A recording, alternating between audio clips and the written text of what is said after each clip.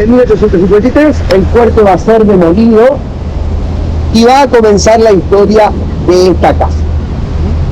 Porque hacia 1860 Bartolomé Mitre, el primer presidente argentino que gobierna desde Buenos Aires, va a ocupar algunas construcciones que quedaban, que habían estado adentro del fuerte y que ahora estaban expuestas, para instalar la sede del gobierno nacional. Pero antes de continuar con el relato de la historia de la casa, vamos a contar algunos tips de la casa de gobierno. El primero es que esta no es la fachada ni la entrada principal. La entrada principal de la casa está aquí a la vuelta sobre Avenida Rivadavia.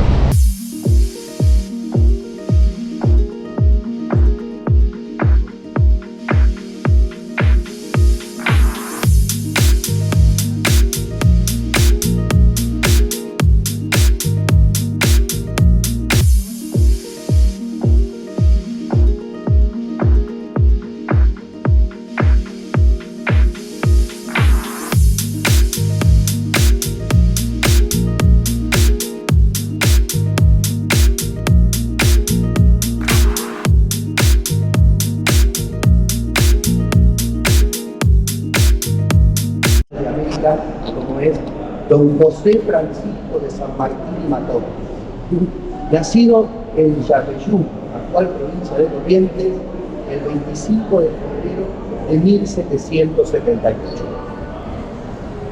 Ese pequeño José de San Martín viaja con su familia a España, donde va a crecer, se va a educar. A los 11 años ingresa a la Academia Militar de Murcia, y allí comienza su larga y extensa vida militar.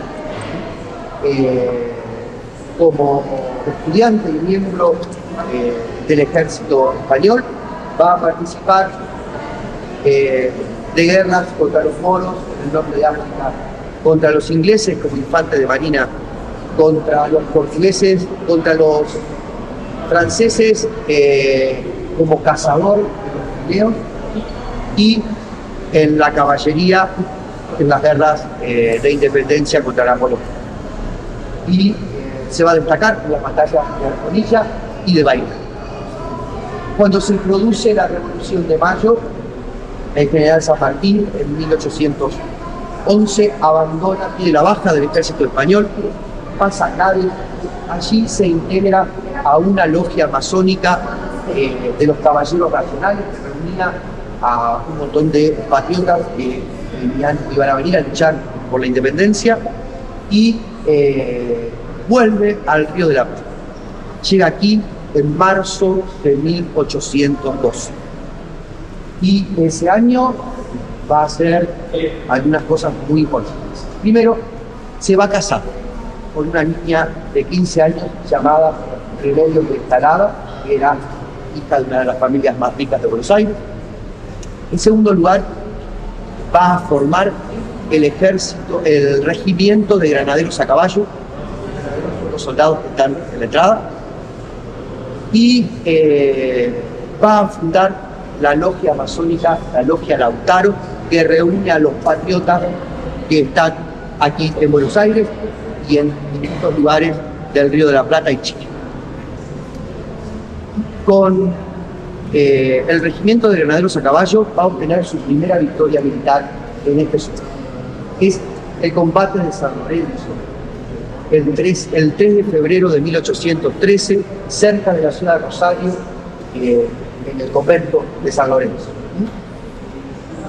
Después lo encontramos en 1815 como gobernador intendente de Cuyo, asentado en Mendoza, cargo que él aprovecha para dedicarse a su plan continental. Su plan consiste en formar un ejército disciplinado que pudiera cruzar los Andes. Con el ejército de los Andes va a cruzar la cordillera en enero de 1817. Y ya en territorio chileno va a obtener los triunfos de Chacabuco y de Maipú. Estos triunfos aseguran la libertad y la independencia de Chile. Asegurado esto, va a embarcar sus tropas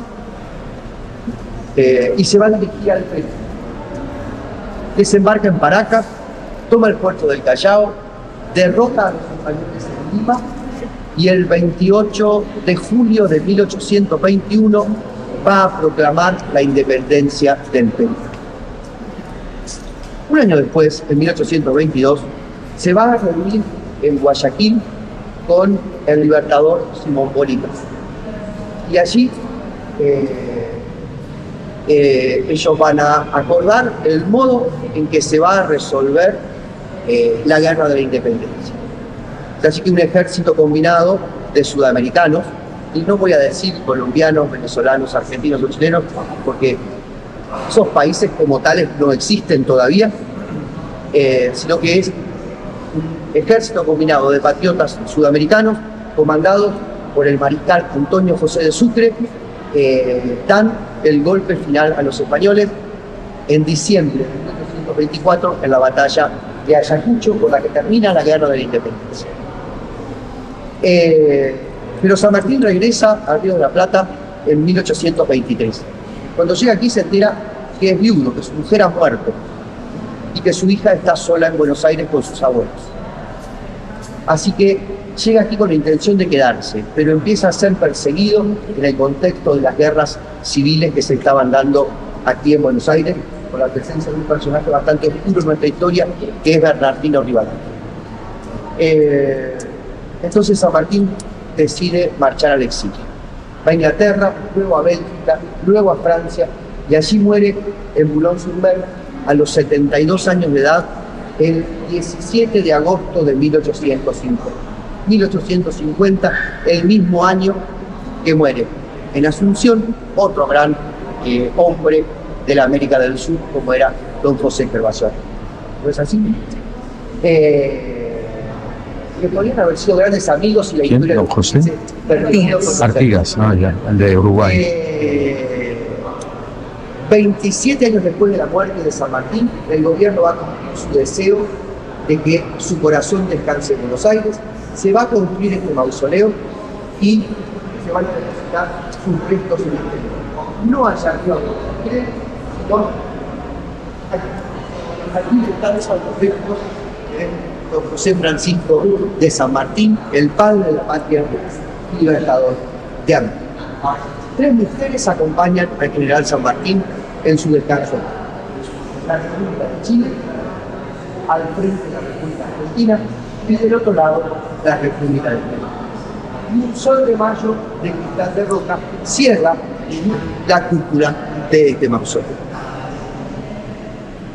No lo voy a cumplir, pero sí les voy a decir algo. San Martín se negaba a cruzar la cordillera de los Andes si previamente no se declaraba la independencia. Le escribe a Guido, estaba en Tucumán, y le dice: ¿qué esperan ustedes para declarar la independencia? Tenemos bandera, escarapela y ejército nacional, y seguimos haciéndole la guerra al soberano del que decimos dependemos. De alguna manera tenía claro esto que acá el amigo marcaba la conversación, que era que las guerras de independencia inician como guerras civiles, ¿sí? Y que se transforman luego en guerras de independencia. Y en las guerras de independencia sí van a participar indios, negros, en grandes cantidades y como carne de cañón de los ejércitos, mulatos, mestizos, ¿sí? Que ya se habían organizado en Buenos Aires en pequeños regimientos durante las invasiones inglesas de 1806 y 1807. Respecto también del mausoleo, lo hace todos los días, desde las 9 de la mañana hasta las 5 de la tarde. Los granaderos son los custodios de todos los lugares que tienen que ver. Viene la bandera por otras frases: orden, el progreso. Esa época coincide en México con el porfiriato, en Uruguay con las reformas, la consolidación al final de las guerras grandes, de las guerras civiles, en España con los acuerdos entre Cánovas y Sagasta, en Colombia el acuerdo entre los conservadores y liberales. Es el tiempo de la segunda revolución industrial y la Argentina se incorpora al mundo como productor de materias primas: trigo, maíz, carne de vaca congelada y lana son los 4 pilares de esa economía. Se produce para el mercado británico en primer lugar y para el resto de Europa. En ese contexto, unas 30 familias argentinas que eran propietarias de grandes latifundios, de grandes extensiones de campo, donde había vacas, trigo, ovejas, maíz, se van a hacer inmensa, escandalosa y obscenamente ricas. Tan ricas, que tenían 3 casas, un palacio, el más pequeño de 50 habitaciones, el más grande de 140, en el barrio norte de Buenos Aires. El barrio norte es todo lo que está de la Avenida de Mayo hacia allá. Retiro, Recoleta, Palermo. Un palacio inmenso para familias que estaban formadas de 3 a 6 personas. Algo como lo que les voy a mostrar aquí, si lo van pasando. Y bueno, pasa, ¿viste? La extensión de Europa. Y no le salió. Y un proyecto de ciudad. Querían que Buenos Aires fuera la París de América del Sur. Y le salió bastante bien. Para que Buenos Aires fuera la París de América del Sur, hacia 1884 se prende una serie de reformas. La primera, tirar abajo todas estas casitas de ladrillos de estilo español, porque todo lo que tenía que ver con lo español atrasado. Y reemplazarlas por edificios y construcciones como mínimo de estilo italiano, y de ahí para arriba. Francés, sobre todo. En segundo lugar, abrir grandes avenidas, como las que había abierto el barón de Haussmann en París durante el reinado de Napoleón III. Ellos querían tener su propia avenida de Les Champs-Élysées. Y Les Champs-Élysées de Buenos Aires son la Avenida de Mayo. Un eje cívico, político, cultural, comercial, intelectual, para esa oligarquía vacuna de la Argentina que tenía su residencia en esta gente que había amasado su fortuna con la bota de la vaca, vivía como la nobleza europea, mientras aquí un pueblo criollo y un pueblo inmigrante se moría de hambre. De todas maneras, ellos seguían adelante.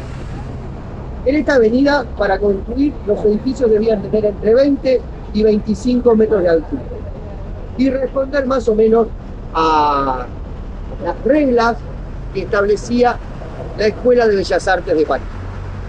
Aquí se construyeron edificios del gobierno, como el Palacio Municipal, edificios de grandes empresas periodísticas, como el diario La Prensa, un diario conservador que apoyó todos los gobiernos militares, edificios comerciales, como la sucursal de Gatti Chávez que estaba en la esquina, hoteles de lujo, Petit Hotel, que era un tipo de construcción de vivienda familiar pero lujosa, edificios de departamentos, es lo que vamos a encontrar a lo largo de toda la avenida, que se construyó entre 1890 estos edificios y 1925 aproximadamente. Cuando se encuentren con esas cosas cuadradas de vidrio, no corresponden a ese periodo, ¿no? Ahí hubo algo más lindo, seguro que hubo algo mucho más lindo. Pero la oligarquía quería más, estaba ávida y deseosa de progreso, de modernidad. Y no se van a quedar tranquilos hasta el 1 de diciembre de 1903. Ese día, Buenos Aires se va a transformar en la 12ª ciudad del mundo y en la primera de América Latina en tener una línea de subterráneo. la línea A, que va desde la Casa de Gobierno hasta Plaza Miserere, por debajo de la Avenida de Mayo. Y con eso es como que le ponen la frutilla al postre. Perdón.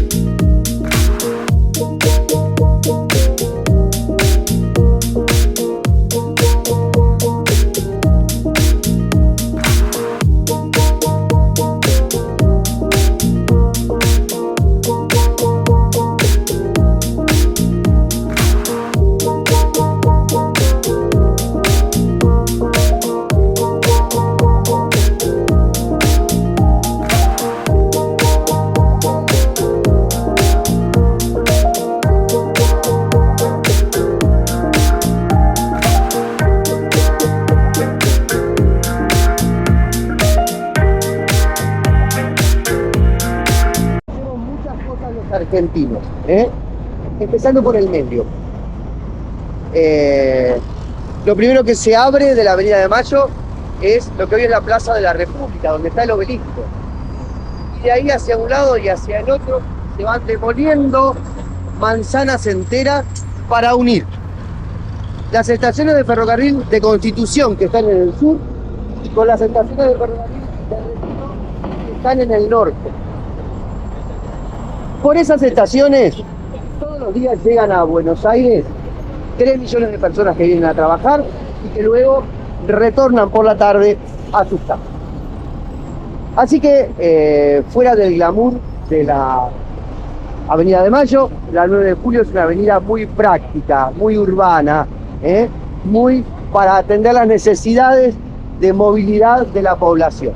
Por el centro van los buses, en los laterales los coches, y por debajo la línea C del subterráneo que une Retiro con Constitución.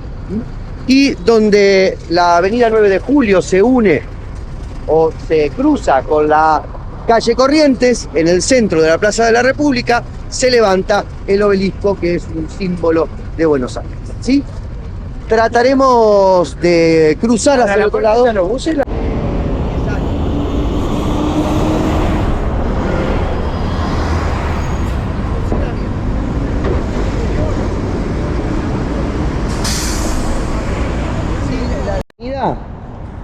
Fue deseada por la oligarquía, proyectada, diseñada por arquitectos italianos, franceses, alemanes, belgas, noruegos, ingleses, escoceses, pero no españoles.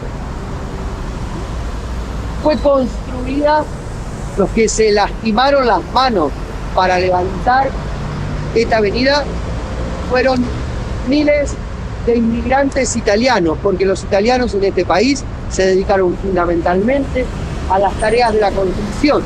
Eran excelentes herreros, yeseros, albañiles, constructores, carpinteros, escultores.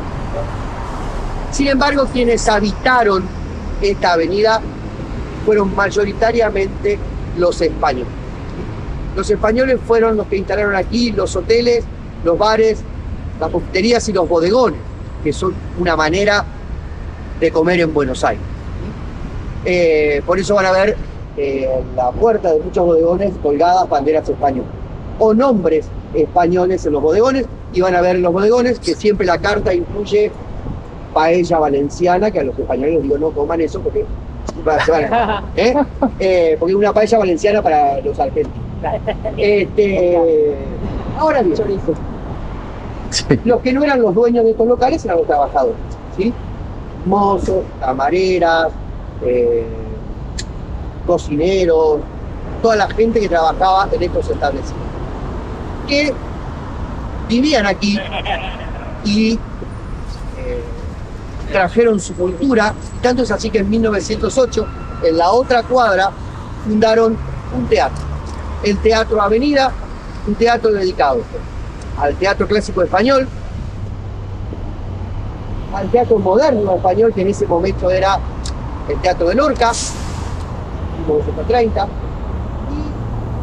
fundamentalmente al género lírico que amaban los españoles, que era las canciones. Así que antes y después del teatro, los españoles se juntaban en los bares de por aquí a socializar. Hasta el 18 de julio de 1936. Cuando empezó la guerra, la Argentina que estaba llena de españoles, los españoles tomaron partido, los españoles de Argentina. Y particularmente en esta avenida, los franquistas se juntaban ahí en la esquina, en el Asturias, y los republicanos allá en la esquina, en el Iberia. Y cuando llegaban las noticias al diario La Prensa del desarrollo de la contienda, ambos bandos salían a la calle y se mataban a palos cuando jugaban la guerra de España en las calles de Buenos Aires. Con el tiempo las cosas se pacificaron y esta sigue siendo la avenida más hispana de la ciudad de Buenos Aires. Tanto es así que aunque quienes la idearon pretendía que fuera algo así como Les Champs-Élysées, en realidad la Avenida de Mayo comparte mucho más con la Gran Vía de Mayo. Y aquí voy a hablar de una cosita que tal vez ya a esta hora a todos les interesa, que es dónde vamos a comer, porque tenemos hambre.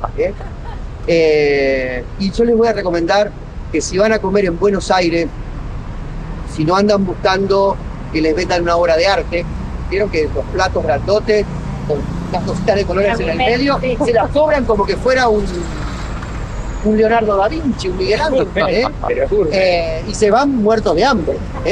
Si son como yo, un gordito que le gusta comer mucho y bien, vayan a un bodegón. Vamos. Un bodegón. En los bodegones se come con las 3 B: bueno, bonito, barato. Bueno, que no hay nada barato en Buenos Aires, pero bastante barato. Muchas veces las porciones se pueden compartir. Que pregunten, porque a veces les sirven una milanesa de este tamaño que no se la van a terminar. O que acá sola, por ejemplo, puedes pedir media porción de lo que sea. Y la diferencia de precios la van a hacer por lo que tomen. Si toman un vino, una cerveza o dos, eso les va a elevar el precio, pero el precio de la comida es bastante accesible. Y además en los bodegones se come con el sabor, el color, el aroma y el amor con el que cocina mi mamá o con el que cocinaba mi abuela. Tiene todo ese gusto de lo hecho en casa. Así que si quieren ¿Cuál comer, recomiendas? Tampoco vas a en recomendar. el PDF les recomiendo varios bodegones. Acá hay uno cerca. Y acá, cerquita, ahora cuando llegamos a la esquina les voy a explicar para allá y algunos más. ¿Vamos? ¿Cómo lo reconocemos? No pone bodegón, no. La bandera. Ponen bodegón, pero son un tipo de restaurante que tiene una onda familiar, que no es, vos ves que no es lujoso, Ya. sin ser una ratonera. Sí. No. Claro, estilo trattoria, claro. Bien.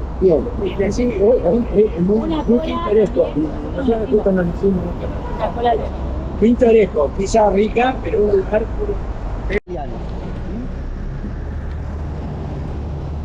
Dos italianos que llegaron a la Argentina a fines del siglo XIX